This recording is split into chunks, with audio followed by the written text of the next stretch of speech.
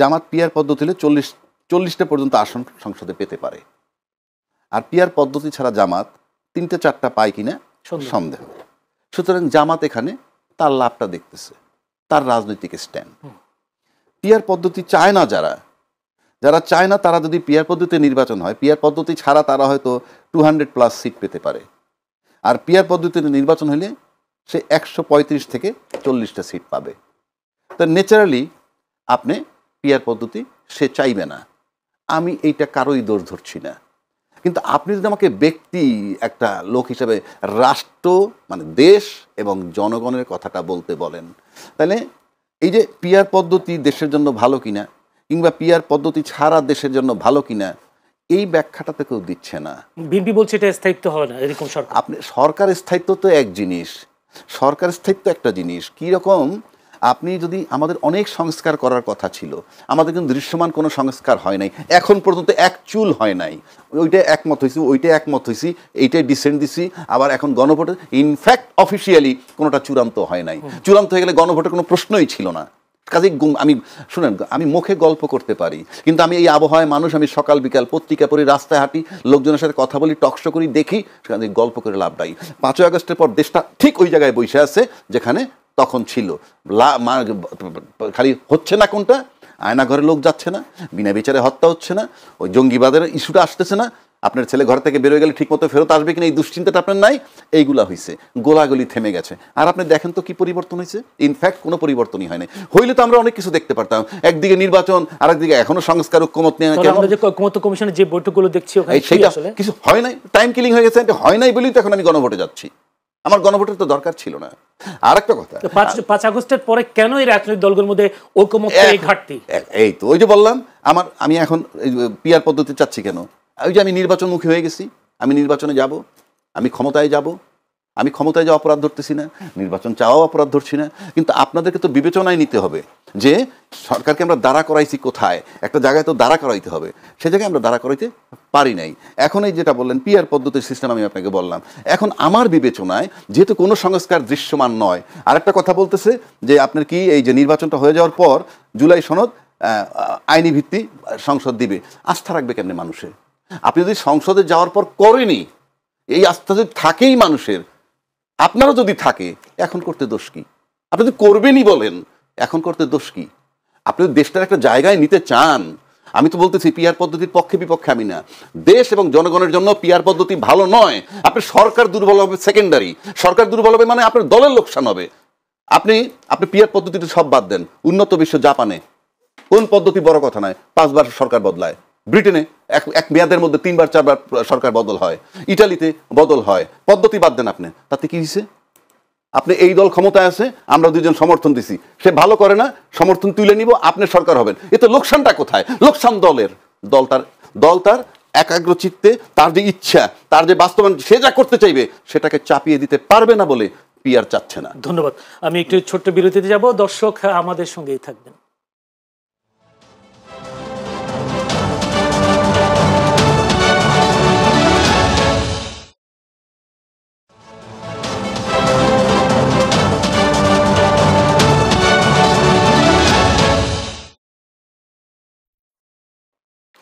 শুধু দর্শক আবার আমন্ত্রণ, চ্যানেলের সংলাপ অনুষ্ঠানে আলোচনা চলছিল নির্বাচন, জুলাই সনদ বাস্তবায়ন কোনটা আগে, এই বিষয় নিয়ে আলোচনা করছেন অ্যাডভোকেট আবু হেনা রাজ্জাকি, সিনিয়র আইনজীবী, বাংলাদেশ সুপ্রিম কোর্টে আছেন ডক্টর এম মুজিবুর রহমান, সংবাদ বিশ্লেষক ও কলামিস্ট, যুগ্ম সাধারণ সম্পাদক, যুক্তরাজ্য বিএনপি। বিরতির পর ডক্টর এম মুজিবুর রহমানের কাছে একটু যেতে চান। ডক্টর এম মুজিবুর রহমান, বিএনপির স্থায়ী কমিটির সদস্য সালাউদ্দিন আহমেদ সম্ভবত গতকালকে একটা বক্তব্য দিয়েছেন যে আসলে নির্বাচন শৃঙ্খলা মানে নির্বাচন, সুষ্ঠু নির্বাচন হওয়ার জন্য অনেকে মনে করছেন যে প্রশাসনের ভূমিকা হচ্ছে সবচেয়ে মুখ্য, কিন্তু এই প্রশাসনের যে ভঙ্গুর অবস্থা বাংলাদেশে 5 আগস্টের পরে রাজনৈতিক ব্যক্তিরা বলছেন, বিভিন্ন রাজনৈতিক বিশ্লেষকরা বলছেন, এর মধ্যে সালাউদ্দিন আহমেদ বলেছেন যে আসলে নির্বাচনের দিন জনগণই মুখ্য, প্রশাসন মুখ্য নেই। এই বক্তব্যটাকে আপনি কিভাবে বিশ্লেষণ করবেন? না, এটা জনগণ তো অবশ্যই, জনগণের গঠিত সংসদ সদস্যরা নির্বাচিত, সাংসদ নির্বাচিত জনগণই তো মুখ্য ভূমিকা পালন করে। বাহিনী না থাকলে এরকম বলা হয় না যে ওইটা থাকলে এটা লাগবে না, এরকম না। এটা হচ্ছে মুখ্য ভূমিকা জনগণ পালন করবে। পাশাপাশি বাকি আইনশৃঙ্খলা বাহিনী বলেন, প্রশাসন বলেন, সরকারের যারা দায়িত্ব আছে, না না, আপনি এরকম বিশ্লেষণ করে আপনি বক্তব্য হয় না, এটা হচ্ছে একটার সাথে থাকবেই। কিন্তু যদি বলা হয় আপনি ওই বক্তব্য দেখেন কিনা যে 14, 18, 24 আমরা যখন রাতের ভোট নির্বাচন হয় তখন আওয়ামী লীগের পক্ষ থেকে বলা হতো যে বিএনপি জামাতের জনগণ প্রতিরোধ করে, কারণ আছে না না, আওয়ামী লীগ প্রতিরোধ বলে না, ওরা সম্পূর্ণ প্রশাসন ওরা নিজেরা কন্ট্রোল করে, এই বিশ্বাস আছে। না, এখনকার পলিটিক্যাল পার্টিকুলার এই সরকারের প্রতি অনেক লিমিটেশন থাকা সত্ত্বেও অনেক বিষয়ে অনেক কিছু আমরা উন্নতি দেখছি না, মানে চাক্ষুষভাবে। এরপরে এটা বিশ্বাস আছে যে এরা প্রশাসনকে এত নগ্নভাবে এভাবে ইউজ করবে না। কারণটা কি, ওনারা তো কোনো দলের না। এই জন্য মুখ্য ভূমিকাটা জনগণের, পাশাপাশি এই প্রশাসন যারা রান করতেছেন তাদের প্রতি এতটুকু বিশ্বাস আছে যে ওনারা প্রশাসনকে ওই আওয়ামী লীগের ফেসির সাথে কম্পেয়ার করলে এটা কোনো মতেই এটা মানে ওনাদের প্রতি একটা সুবিচার করা হবে না। এই জন্য বললাম যে মূল ভূমিকাটা এখন চলে আসছে জনগণের কাঁধে। যদি শেখ হাসিনার মতো ফেসিস থাকতো তখন আপনি বলতেন এই প্রশাসন দিলেও, আমরা বিভিন্ন বক্তব্য শুনছি যে এখন ফেরেশতা বসানো, আমরা লাইনটা শেষ করি, ওই প্রশাসন যদি ফেরেশতা বসানো হয় তো সুষ্ঠু রিঅ্যাকশন হবে না। কারণটা হচ্ছে উপর থেকে গণভবন থেকে সব লাকিমের মানে মূল রশিটা ওই জায়গায়। আমরা মনে করি এই মুহূর্তে এরকম প্রশাসনে করার মতো এবিলিটি নাই। তবে প্রশ্ন আছে, এইসব প্রশাসনে অনেক ফ্যাসিস্টের দূষর এখনও অনেক জায়গায় বহাল তবিয়াতে আছে। সবাই ঐক্যমতের ভিত্তিতে সব রাজনৈতিক দলগুলি যেভাবে একে অন্যের পাশাপাশি বসে দেশের বিভিন্ন সংস্কার কার্যক্রমকে এগিয়ে নেওয়ার চেষ্টা করতেছে, আগামী ইলেকশনের পূর্ববর্তী সময়ের ভিতরে আমরা সব রাজনৈতিক দলগুলো এইভাবে একে অন্যের কাঁধে কাঁধ মিলিয়ে অ্যাটলিস্ট এটা সুষ্ঠু প্রশাসন মাধ্যমে সুষ্ঠু নির্বাচন করা সম্ভব। আমি একটা প্রশ্ন বলি, পিয়ার নিয়ে একটা প্রশ্ন করে ফেলি যে পিয়ার পছন্দ, মানে পিয়ার অনেকে পছন্দ করছেন না বা রাজি হচ্ছেন না নিজ দলের স্বার্থের জন্য, যেটা অ্যাডভোকেট আবু রাজ্জাকি বলেছেন, আপনি কি বলবেন? রাইট, পিয়ার একটা আপনি যদি জামাত ইসলামের বক্তব্য দেখেন, ওনারা কি বলছেন যে আমরা পিয়ার পদ্ধতি নিয়ে, আপনি গত 3 দিন আগের 3 দিনের ভিতরে যদি পিয়ার সম্পর্কে জামাতের সিনিয়র নেতৃবৃন্দের বক্তব্য দেখেন, ওনারা আমরা মিডিয়াতে ডোন্ট মাইন্ড, আমি আপনাকে বলি নাই, অনেকে যেভাবে এটা হাইলাইট করে বলেন, অনেকে টকশোতে বলেন, জামাত যারা পিয়ারের জন্য ওনারা মূল প্রবক্তা দাবিদার, ওনারা এরকম বলতেছে আমরা দাবি করতেছি, আমরা পাশাপাশি 300 আসনে আমাদের প্রার্থী দিয়ে রেখেছি, আমরা ফেব্রুয়ারিতে নির্বাচন চাই। ওনার জামাতের বক্তব্য আমরা বলে রাখলাম, যদি এটা হয় জনগণকে আমরা সচেতন করতেছি, জনগণ চাইলে এবার হবে, যদি আমরা সব মিলে করতে পারি এবার হবে, না হলে হবে না। জামাত এটা স্পষ্ট বক্তব্য। আপনি নমনীয় বলছেন সেভাবে বলছেন না, মিয়া গোলাম পরোয়ারের বক্তব্য দেওয়ার পরে ব্রিটিশ প্রতিনিধি দলকে বলেছেন 5 দফা দাবি, সেখানে পিয়ার পদ্ধতিটাও 31 দফা থাকতেই পারে, কোনো সমস্যা না। আপনি নমনীয় বলতে কোনো ব্যারোমিটার নাই, প্যারামিটার নাই যে ওনার বক্তব্যটা কত স্কেলে বললো আর কত ডাউনে বললো। এটা এসেন্স যদি দেখেন আমি বক্তব্যতে আমি ক্লিয়ার, জামাত এটা নিয়ে এডামেন্ট থাকবে না, যদি থাকলে ওনার দলের ক্ষতি হবে, এটা আমার মন্তব্য।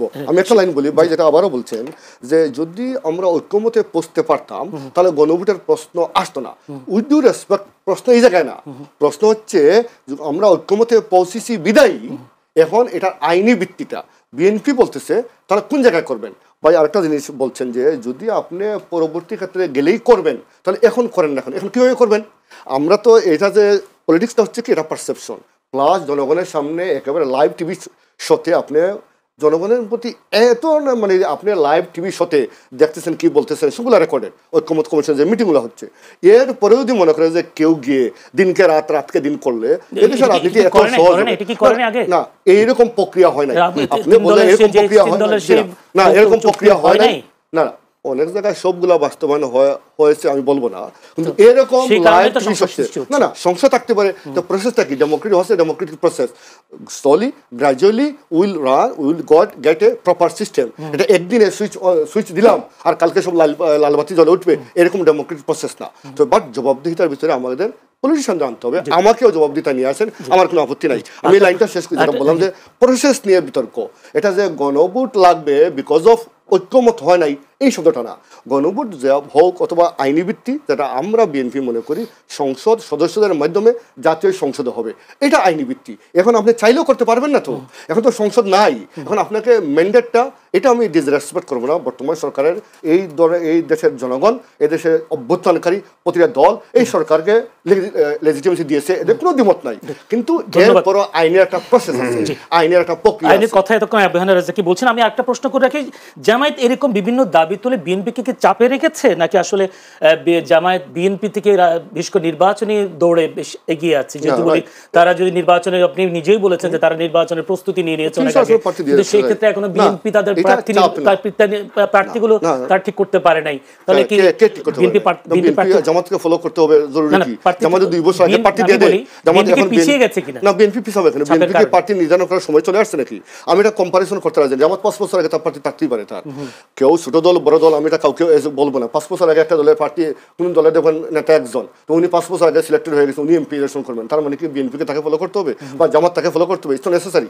বিএনপি কি কারণে পারছে না, যে অন্তর্দ্বন্দ্বের কারণে? না না, মুঠি না। কেন অন্তর্দ্বন্দ্ব? কোন জায়গায় দেখলেন অন্তর্দ্বন্দ্ব? না না, প্রার্থী এখন দিবে। অন্তর্দ্বন্দ্ব আপনি এতদিন দেখেন নাই? না, কোন জায়গায় অন্তর্দ্বন্দ্ব? কোন জায়গায় হয় না? না না না না না, রাউজানে মারামারি, আপনি এভাবে না না, একটা পলিটিক্যাল পার্টি আপনি এটা না না, কোন জায়গায় হয়নি? আপনি কি বলেন 300 আসনে কোন জায়গায় হয়েছে? নো, চট্টগ্রামে রাউজানে মারামারি, বলে আপনাকে, আপনি এটা ইউ মাস্ট সি, এবং I would say you should correct your sentence. No, কোন জায়গায় হয় না? আমি 300 আসনে 300 জায়গায় হইছে, 300 জায়গায় না হোক, না না, কিন্তু এই যে মারামারিতে অন্তর্দ্বন্দ্বিতে মানুষ মারা যাওয়ার বিষয়টা আছে তো? You cannot malign a party like this, brother. I can tell you one thing. No, you cannot malign a party, biggest party BNP like this. I would protest it, এবং আমি ভদ্রভাবে বলছি, politely বলছি, I would protest it. অন্তর্দ্বন্দ্বে মানুষ মারা গেছে কিনা? না, অন্তর্দ্বন্দ্বে শুনেন, এখানে অন্তর্দ্বন্দ্ব বলতে ফ্যাসিবাদের অনেক ধরনের ইন্ধন আছে। কিছু ঘটনা ঘটতে পারে, এটা দল অ্যাকশন নিচ্ছে, আমি কিন্তু আপনি কোন জায়গায় হয় নাই এরকম একটা মোটা দাগে বলে রেটরিক্স বক্তব্য দিয়ে এটা বলা যায় না। আপনি কোন জায়গায়? আমি কয়েকটা জায়গার উদাহরণ দিয়ে দিলাম। আমি বললাম তো, মানে আমি বলি নাই যে একেবারে হয় নাই। দলে অন্তর্দ্বন্দ্ব না, দলের কোনো পলিসি, কোনো মতামত নিয়ে দ্বিমত থাকে, এটাকে অন্তর্দ্বন্দ্ব আপনার ভাষায় বলবেন। আমি বলবো কোনো মতের বিপরীতে আর একটা মত থাকতে পারে, এখানে ফেসিবাদের কিছু মানুষের ইন্ধন থাকতে পারে, অনেক কিছু থাকতে পারে। সবগুলা ঘটনা নিশ্চয়ই আপনার ইনকোয়ারি কমিটির রিপোর্ট আপনার সামনে নাই, তাহলে আপনি সেগুলো বলতে পারবেন না। এখন বলা ঠিক হবে না। কয়েকটি ঘটনার কথা বলছেন, আপনি বলতে পারেন যে মিডিয়াতে এরকম আসছে, এখনো সম্পূর্ণ তদন্ত হয় নাই। আমি একটা জিনিস বলি আপনাকে, এখানে জামাতের সাথে বিএনপি পিছিয়ে আছে, বিএনপি থেকে জামাত আগে আছে, এইগুলা না। আপনি জামাত, বিএনপি এবং জামাত ওরা এক সুরে এক শব্দ বলবে, এটা আমরা আশা করি কেন? এটা ফেসিস্টের নেগেটিভ ছিল, কোনো একটা বললেই বিএনপি জামাত বলতো। এখন একটা নেগেটিভ দেখতেছি, বিএনপি এটা বলতেছে, জামাত আর একটা বলছে, বলবে না কেন? এটাই তো রাজনীতি। বিএনপি জামাতের স্পষ্ট দ্বন্দ্ব আপনারা দেখছেন না? দ্বন্দ্ব কেন হবে? এটা দ্বন্দ্ব কেন দেখবেন আপনি? এটা দ্বিমত, একটা কোনো বিষয়ে মত থাকবে, এক পার্টির একটা দ্বিমত থাকবে, এটা তো ডেমোক্রেসি। আসলে হচ্ছে কি জানেন, আপনি আমি সবাই ফেসিস্টের সময়ে শুধুমাত্র একটা নেগেটিভ দেখে একটা বক্তব্য দেখে এমন অভ্যস্ত হয়েছি, অন্য কোনো বক্তব্য দেখলেই মনে হয় আরে দ্বিমত হয়ে গেল। না, আমি তো মনে করি এটা ডেমোক্রেসির আমাদের নট অনলি ডেমোক্রেসির সৌন্দর্য না, এটা হচ্ছে আমাদেরকে বৈচিত্র্যের মধ্যেই ঐক্য খুঁজতে হবে। এটাই তো ডেমোক্রেসি। আমরা পলিসি নিয়ে আলাপ করবো, কেন দ্বিমত হলো এটা নিয়ে আলাপ করবো। একটু আলাপ। আবু রাজ্জাকি, আপনি এই ডেমোক্রেটিক বিউটি দেখেন, এই যে বিএনপি জামাত বিভিন্ন দাবি উত্থাপন, নির্বাচন নিয়ে মানুষের মধ্যে একটা সংশয় সৃষ্টি হওয়া, এবং জামায়াত কেন বা এত নির্বাচন নিয়ে, যদিও তারা বিএনপি বলছে তার জামায়াত দ্বিচারিতা করছেন, তারা নির্বাচনের দিকে প্রার্থী দিয়েছেন, কিন্তু এদিকে বিভিন্ন দাবি তুলে নির্বাচনটাকে একটু সংকট তৈরি করছেন, কি বলবেন? শোনেন, ডেমোক্রেটিক বিউটি উনি যেটা বলছেন সেটা হলো আপনার মতবিরোধ থাকবে। সেটা কি? উনি একটা দল, আপনি একটা দল, আপনি নির্বাচনের মাঠে যাবেন, ওনার ম্যানিফেস্টো দিবে, আপনার ম্যানিফেস্টো দিবেন যে নির্বাচনে আমরা ক্ষমতায় গেলে কি করব, এখানে আপনার পার্থক্য থাকবে। কিন্তু আমরা একটা নির্বাচনের ব্যাপারে ঐক্যমত্য হতে যাচ্ছি, সেখানে আমরা দ্বিমত হইয়া নির্বাচনে যেতে পারতেছি না, এইটা গণতন্ত্রের বিউটি নয়। গণতন্ত্রের বিউটিতে নির্বাচনটাকে এনশিওর করতে হবে যে একটা নির্বাচন হতে যাচ্ছে, এবং সেখানে আমরা একমত হয়েছি। এখন নির্বাচনে যেমন একমত হয়েছেন কি ফেব্রুয়ারিতে নির্বাচন, সেটা একমত হওয়ার কোনো বিষয় নাই, দিন তারিখ না হইলেও একটা রোড ম্যাপ আসছে। কিন্তু তারপরে ওইদিকে নির্বাচন, এইদিকে কিন্তু চলমান চলছে বিভিন্ন আলোচনা। এইটা ডেমোক্রেসির বিউটি না। ডেমোক্রেসির বিউটি হলো আপনার ভিন্ন ম্যানিফেস্টো, ওনার ভিন্ন ম্যানিফেস্টো, কি করবে এই মতবিরোধ। কিন্তু আমরা তো নির্বাচনের জন্য এক জায়গায় যেতে পারিনি, এখন পর্যন্ত যেতে পারিনি। এটা কিন্তু আমাদের রাজনৈতিক দলের সবার ব্যর্থতা। আপনি এখন ইউনূস সাহেবের ব্যর্থতা দিতে পারেন, ইউনূস সাহেবের ব্যর্থতা নাই এখানে, কারণ ইউনূস সাহেব আমাদের কেউ না, উনি একজন তৃতীয় ব্যক্তি রেফারি হিসেবে বসে আছে। আমরা যদি ঐক্যমত্য হয়ে যেতে পারি তাহলে ওনার কোনো রোল নাই, উনি নির্বাচন দিয়ে চলে যাবে। এখন ভাই সেটাই বলছি, তারাও তো এগিয়ে আসতে পারে বিএনপির মতো। বিএনপি গণভোটে রাজি ছিল না, বিএনপি গণভোটে আসছে, জামায়াত কেন সেই গণভোটে এগিয়ে আসতে পারছে না, বা এক পা এগিয়ে? কিন্তু তারা তো আগে থেকে প্রস্তুতি নিয়ে বসে আছে 300 আসনে। আমি বলছি হ্যাঁ, জামাত একটা ডিসিপ্লিনড দল, এবং জামাতের নেতৃত্বের ব্যাপারে মনে হয় কমান্ডটা ভালো কাজ করে। এখন 300 আসনেতে দিয়ে দিছে। এখন জামাতের হয়তো সিস্টেম আছে, সিস্টেম মোতাবেক কেউ কোনো দলীয় সিস্টেমে নমিনেশন দিচ্ছে, কোনো উচ্চবাচ্য নাই। কিন্তু একটা বড় দল, যেটা উনি বললেন, প্রতিটা এলাকা আপনি পাবেন মিনিমাম 3 জন প্রতিদ্বন্দ্বী, তারা সবাই যোগ্য। আমি তাদেরকে অযোগ্য বলছি না, তারা যোগ্য। যে আপনি যেটা বললেন, আমি বলছি না, উড়িয়ে দিচ্ছি না। এখন মনে করেন একটা সিটে 3 জন বিএনপির লোক আছে, সবাই কোয়ালিফাইড, কিন্তু একজনের নাম ঘোষণা করে দিল। একজনের নাম ঘোষণা করে দিলে বাকি দুজন কি চিন্তা করবে জানেন? ও যদি একবার এমপি হয়ে যায়, এই সিটটা কিন্তু ওর জন্য পার্মানেন্ট হয়ে গেল। জিনিসটা বুঝছেন? এখন যে 2 জন বঞ্চিত হবে, তাদের you cannot read their mind. আপনি তার অন্তর পড়তে পারবেন না, অন্তর তো পড়তে পারবেন না, কিন্তু সেখানে একটা লড়াই হতে পারে। গেল একটা দিক। দ্বিতীয় দিক, ডেমোক্রেসিতে আপনি বিশ্বাস করেন, গণতন্ত্রে। এখন গণতন্ত্রে বিশ্বাসের মানে এই না যে পিয়ার পদ্ধতিতে কিছু বললাম, যে আপনি নির্বাচন দিয়ে দেখা গেল আপনি 220টা সিট পেয়ে গেলেন, কিন্তু শক্ত কোনো বিরোধী দলই নাই। যদি আপনি সত্যি গণতন্ত্রকে ভালোবাসেন, সত্যি দেশের জন্য গণতন্ত্র ভালোবাসেন, তাইলে আপনাকে ওই চিন্তাটাও করতে হবে, শক্ত বিরোধী দল কিভাবে আসে, অবশ্যই ভাবতে হবে, এবং উন্নত চিন্তা ভাবনা বলে এটাকে। এখন আপনি যদি এমন একটা নির্বাচন করেন, আমরা দ্বিদলীয় শাসন দেখছি, এখন একটা দ্বিদলীয় শাসনের একটা তো নাই। এখন আপনি যদি দেখেন যেটার সামনে ওপেন একটা দরজা, আপনি কোনো বাধা নাই। কারণ আপনি এই জামাত, এখন আসেন রাজনৈতিক দলগুলোর সাথে যে মানুষ বিশ্বাস করে না বা আস্থা আনতে পারে না, কেন? যেই জামাত ভাই কেউ আমাদের ভাত মাছ দেয় না, আমি রিয়েলিটি বলতেছি। যেই জামাতের সাথে 3 দলীয় জোটের যখন আন্দোলন হয়, সেখানে জামাতকে ইনক্লুড করা হয়েছিল, তখন কি তারা স্বাধীনতা বিরোধী শক্তি টের পায় নাই, বা তার কাছে গন্ধ আসে নাই?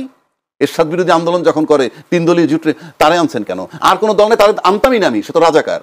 আবার যখন এই জামাতের সাথে আতাত করে, আমি আতাত না ঐক্যমত্য এসে একটা জায়গায় গিয়ে নির্বাচন, তাদেরকে মন্ত্রী পর্যন্ত বানাইলাম, তখন কি তিনি রাজাকার ছিলেন না? তো আপনি কতক্ষণ তাকে রাজাকার বলবেন, কতক্ষণ বলবে না?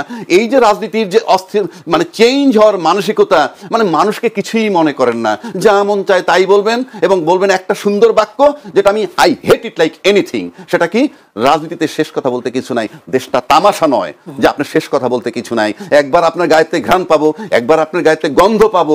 এই কারণে আস্থার সংকট, রাজনৈতিক দলের উপরে মানুষের আস্থা নাই, এবং এইগুলো হলো তার অন্যতম কারণ। জামাতের ভূমিকা নিয়ে তো প্রশ্ন সবারই আছে, এটা তো আমি দ্বিমত করছি না তার সাথে, স্বাধীনতা যুদ্ধ বিরোধী, আমি রাজাকারী বলবো। আমি তার সাথে, আমি তাকে নিয়ে আমি মন্ত্রী বানাবো, আমি তো এখন আবার আমি তাকে বাদ দিচ্ছি আজকে। সুতরাং সে কি করবে? সেও তার মতো চিন্তা করবে। আর আমি বলি, আমি আবারও দাবি নিয়ে বলতেছি, প্রত্যেকটা দল আমাদেরকে বুঝাক যে পিয়ার পদ্ধতি যেটা, এটা রাষ্ট্রের জন্য এবং জনগণের জন্য ক্ষতিকর। কিভাবে? সরকার দুর্বল, সরকার বদল হবে, রাষ্ট্রের জায়গায় থাকবে। ধন্যবাদ। আমি একটু শেষ বক্তব্য নিতে চাই, ডক্টর মুজিবুর রহমান। আমি বিষয়কে একটা লাইন বলবো, যদি বলেন। একটা বক্তব্য প্রায় শুনি আমরা, যে বিএনপি এবং জামাত ইসলামী 4 দলীয় জোট, হয়তো বলতে 3 দল বলতে 4 দলীয়, ঠিক আছে, 4 দলীয় জোট ছিল, পরে একযোগে আন্দোলনও করেছে। ওরা কি জানেন, আপনি কি জানেন, বিজ্ঞানের ক্ষেত্রে এটা মহাবিশ্বটা চলে আপেক্ষিক সূত্রের মাধ্যমে, আইনস্টাইনের ফেমাস সূত্র যেটা।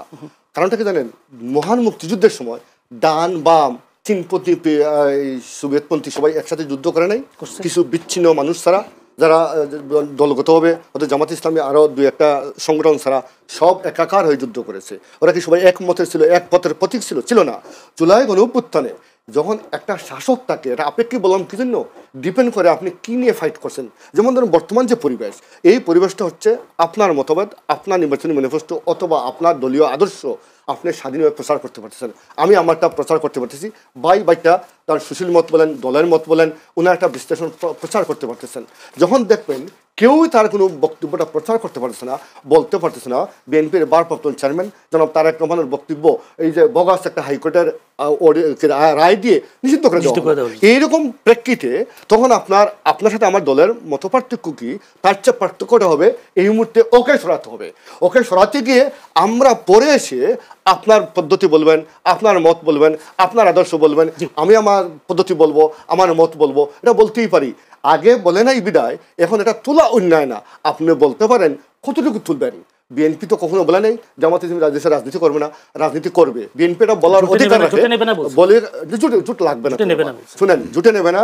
কারণটা কি জানেন, আপনি এখন কতটুকু রাজনীতি করবেন, কিভাবে করবেন? আপনার সাথে আমি প্রথমে বললাম, আগে ছিল একটা ফেসিস্ট, তাকে সরাতে হবে। তাকে সরাতে গিয়ে সবাই ঐক্যবদ্ধ হলাম, বাংলাদেশের পক্ষের যারা আছি আমরা, ওর সাথে যারা ছিল বাংলাদেশের বিপক্ষের, তারা বাদে সবাই একমত হলো। এখন যখন আমরা প্লেন ফিল্ড আসছে, কিছু বিষয়ে আলোচনা চলছে, এই প্লেন ফিল্ডে